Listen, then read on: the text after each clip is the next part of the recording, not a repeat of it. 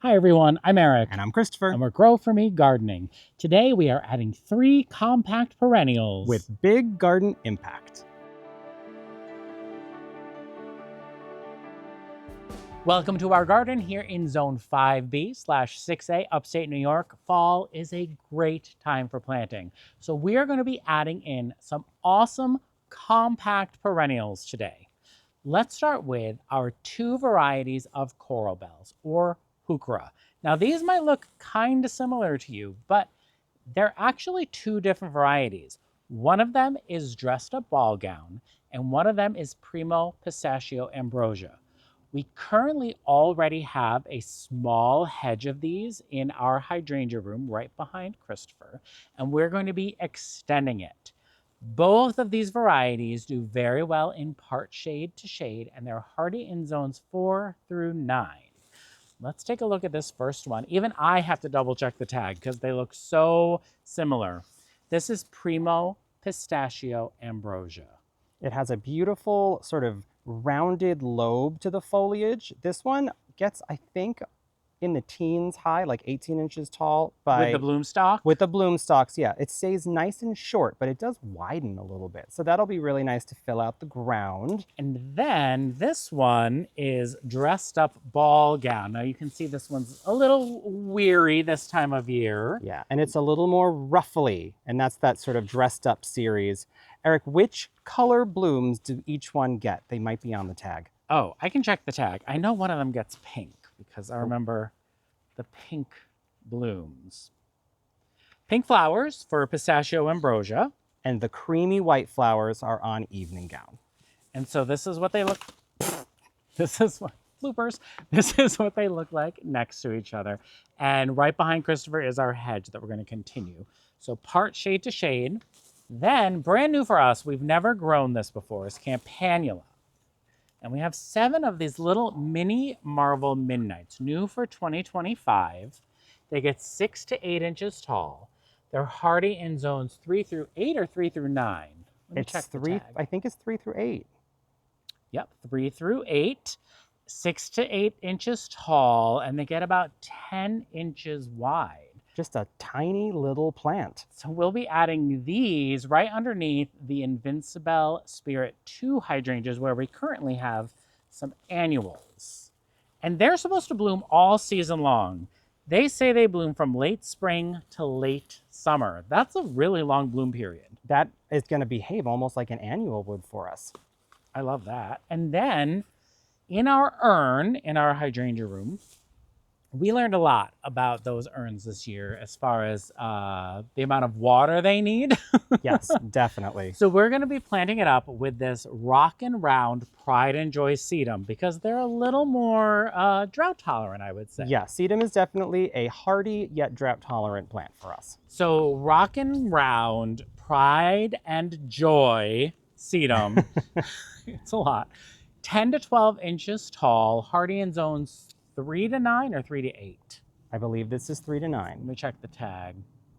3 to 9, beautiful. They stay shorter, but they do get wider, and I thought that would be a nice look in our Litchfield urn, but you know us, we have to add something. So we recently ordered more of our favorite trellis for containers in the 17-inch size. Check that out. That's going to look so good because it'll give structure while the sedum are starting to flush out. And then in the late summer, it'll just support them. They'll be beautiful. I think it's going to be really pretty. So I can't wait to get started, show you how we're planting all of these perennials. This little spot in the garden where the Invincible Spirit 2s meet the Hetzi juniper is a really beautiful spot. And we didn't know exactly what we wanted to do below that. And that's where annuals come in so often for us in the garden. So with Supertunia, Mini Vista Indigo, and over here we accidentally threw in a Supertunia Mini Vista Ultramarine. We now know that little purple flowers look great here. So what a perfect place to put the Mini Marvels Midnight, knowing that these are going to give us tiny purple flowers. So what I'll do first is I'm just going to pull these annuals out and leave a little bit of room, I think, here, because we know Lamium likes to spread. But the Lamium, I think, that color up against these Mini Marvels will be really pretty. the pink Chablis lamium does so nicely for us. So let's pull these right out. Look at that little root ball on there. So tiny. It's so tiny. I think this was a spot we learned a little bit about watering as well. This gets a little bit of sprinkler, and I keep thinking that my little 1/4-inch drip tubing is doing enough broadcast watering, but I don't know if it is. It's definitely not. I think that we can scrap that little 1/4-inch drip tubing. Yeah, the little 1/4-inch drip tubing, like I thought I was doing targeted watering. I don't think I'm doing targeted much of anything, to be completely honest. I'm just darkening the compost. Yes. Maybe instead of drip tubing, we can call it like dribble tubing. Dribble tubing. All right, so this is tied up right now, but this is about where we should consider these plants going, right? 100%. Okay. And so there's 7 of them. We like to plant in odd numbers. I mean, most gardeners do, unless we're doing something that's trying to be symmetrical. And then it's just going to, and you know me, I mean, I'm going to have to go in there and adjust, right, Christopher? Well, of course he's going to adjust. So I like to just put the plants near where I think they should go. And then someone else will probably come through and make a final determination. Who, me? Actually, that looks pretty good. I mean, it's pretty close to exactly where I would have put them. I think the only thing I would change is maybe just a little bit of spacing here, but that looks really good so far. And those stay short, right?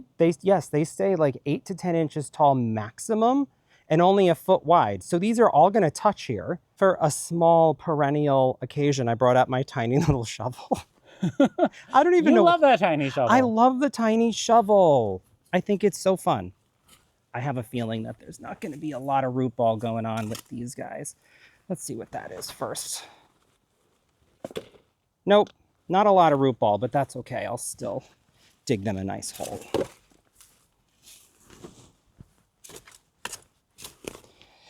This isn't a time to fertilize in the garden, but what I am going to do is I'm just going to put in a little scoop of composted manure, partially because I think Scudic is a very funny name. This is the Scudic blend composted manure from coast of Maine. And then I get to use my super scoop. And we're always looking to improve our soil. Right. Because the better health, the more healthy your soil is, the less fertilizer and stuff you need. That's true. Then you get Look at that big worm. Yeah, a huge worm was in the pot. That's awesome. What are we going to do about these ladies' mantles, Eric? There's these dwarf ladies' mantles back there looking beautiful. Well, we didn't remember they were there to begin with, so I don't know if we'll miss them. Yeah, we probably won't miss them. 7 or 6 more to go. 6 more to go. Oh, look, it's that useless brown drip tubing. Yeah, I guess I don't need the shovel since this area has been composted for a while. And by that, I mean we've been mulching with compost. And I got to tell you what, in our, suburban backfill soil, for me to be scooping out, like really with your hand, yes, 4 years ago would have been unheard of. So if you're considering different ways to improve the soil in your garden, we cannot recommend compost enough. For us, we use manure-based compost. Yeah, it's an agricultural base, I guess. We use it from a local landscape company. Now, Christopher and I have very different planting styles. So yes, if you're internally panicking right now, like I am, we're on Team Eric. If you're like, no, this is great, you're Team Christopher. You just stick your hand in there, you dig up some dirt, you toss it. Oh, God. We're very different that way. But you know what's fun? It's always beautiful in the end, isn't it? Not bad. I'm very pleased. I'm very pleased with this.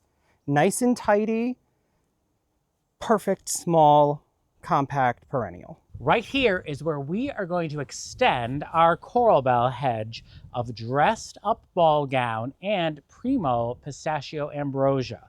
Behind them, or above them, I guess, are Invincible Ruby hydrangeas. These are smooth leaf hydrangeas that bloom on new wood. So I'm just gonna deadhead them quick to tidy them up. I don't have to worry about where I cut them or how I cut them because they bloom on new wood. So no matter what I do now, we're still gonna get beautiful flowers next year. So let me just tidy them up so we're all looking at a less faded bloom aesthetic as we're planting.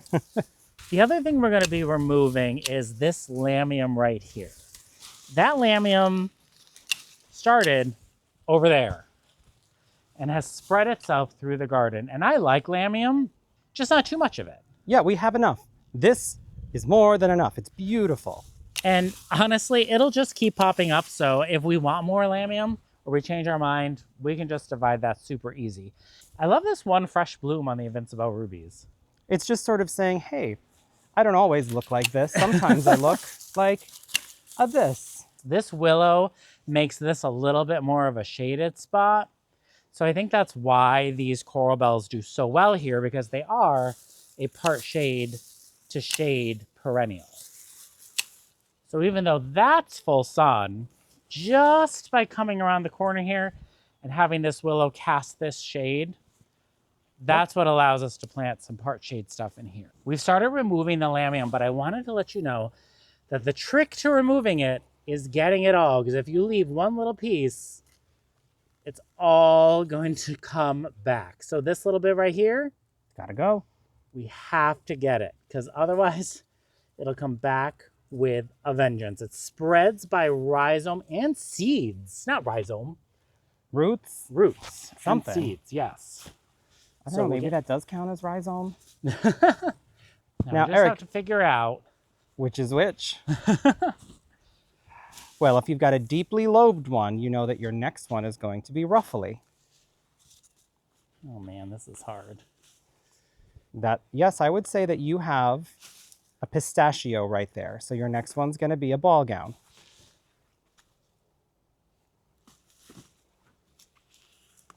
This will be a fun game. It'll be called Eric Picks a Heuchera. Boy, do I. Those are the same.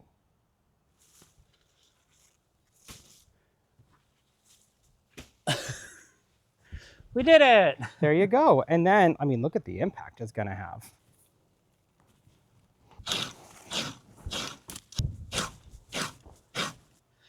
Christopher, I love the way that came out. Look at how pretty this is. It really accentuates the curve. And then look at the mini marvels. As those fill in, how nice. Really sweet. Now we're going to attempt to plant this sedum in the Litchfield urn and add the trellis without breaking the branches. Right here we have our Litchfield urn. It is made of cast stone. I think it's about 80 pounds, right, Christopher? Yeah, that one's about 80. And this color is alpine stone. It's from Campania International. We do have drip going up through the bottom, and it looks like we only put One a 2 2 gallon gallon emitter. per hour emitter on this, and that was not enough. The annuals we had in here withered away. Languish. The word is they languish. This is our Coast of Maine potting soil, Bar Harbor. I really like this blend. It's got some mycorrhizal fungi. which is great for root health. And this is just going to be a monopot right here.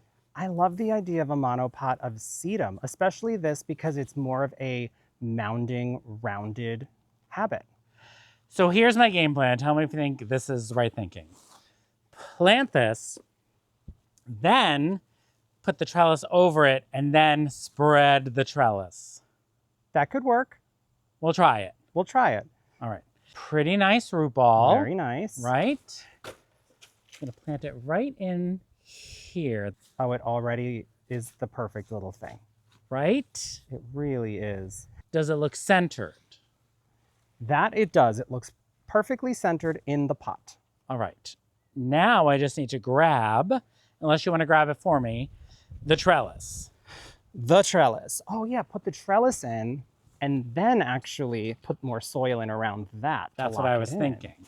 So this is the trellis. It ships flat, super easy, flat box. Then it just spreads out like this. Down.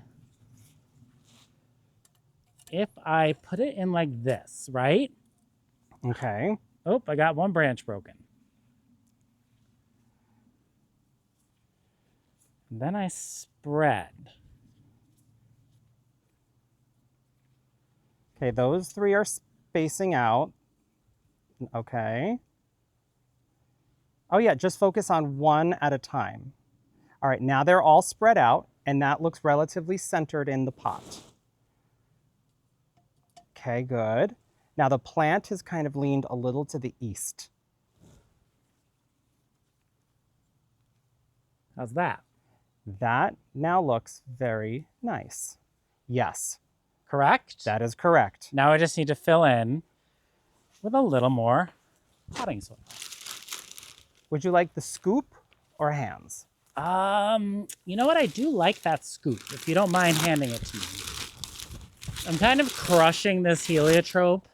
That's okay. It's a lovely annual. It's only going to be here for another couple weeks. Scoop.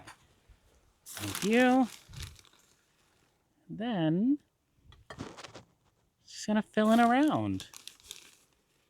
And this will be very happy because this is a full sun location facing south.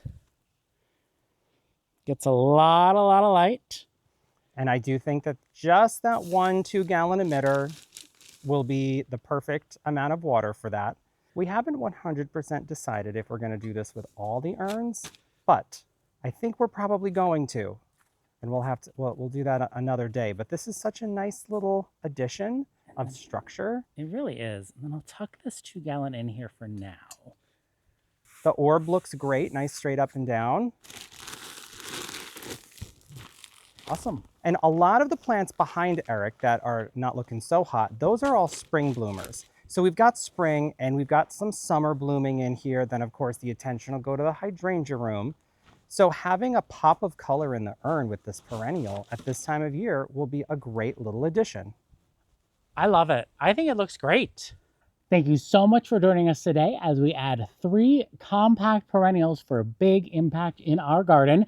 Again, I'm Eric. And I'm Christopher. And we're Grow For Me Gardening. Thanks for growing with us.